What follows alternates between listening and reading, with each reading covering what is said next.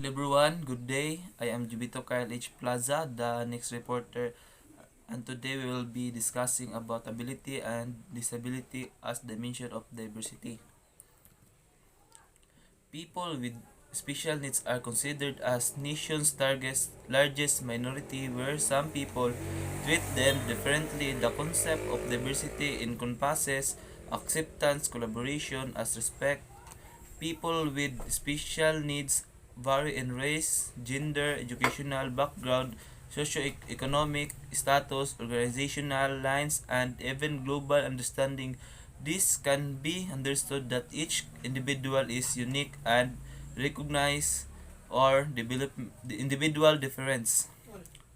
When we say people with special needs, it is common that they are treated differently, right? So, the concept of diversity encompasses acceptance, collaboration, and respect. We need to accept collaboration and respect them as doesn't mean that they are disabled, they can do use what capabilities they have, but they are more that can be accepted. This can be understood that each individual is unique and organizing the individual difference. It is exploration of this different safe, positive, and nurturing environment. It is about understanding each other and moving beyond simple tolerance to embracing the celebrating the rich and dimension of diversity contained each individual. But then the disability of individual hinders them to employ.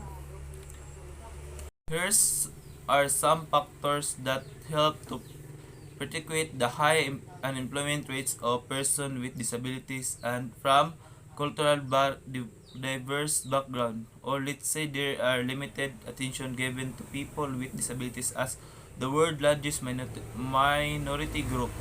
People with disabilities from culturally diverse background experience twice the discrimination experienced by non-disabled people is minority community both disabled and race complicate and the situation.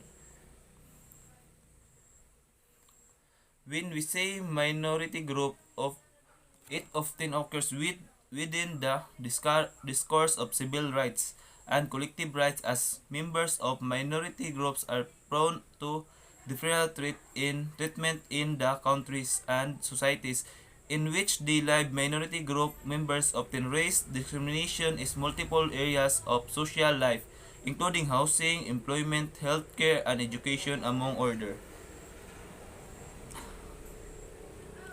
There is a disparity in rehabilitation service provided to minority persons with disabilities.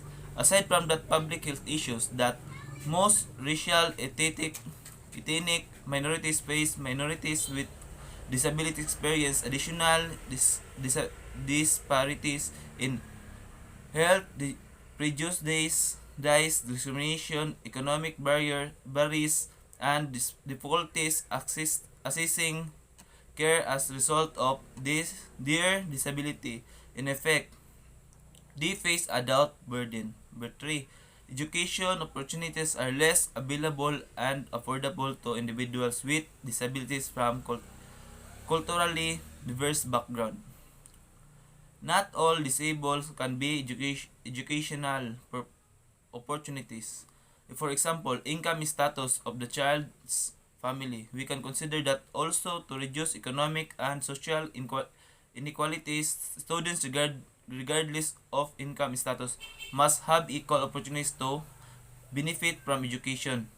If general education system are not sufficiently prepared to meet the needs for students from low income families, and as a result students are getting inappropriately identified and then placed in substantially separate classroom as highly rates. These students are not be afforded an equal opportunity. Policymakers, educators should act on this recommendation to better inform and improve opportunities for students from low income family. 4. inadequate transportation and housing in disadvantaged communities intensify the employment barriers for minority people with disabilities. Transportation is an extremely important policy issue for those with disabilities, people with disabilities, and have constantly described how transportation barriers affect their lives in important ways. Number 5.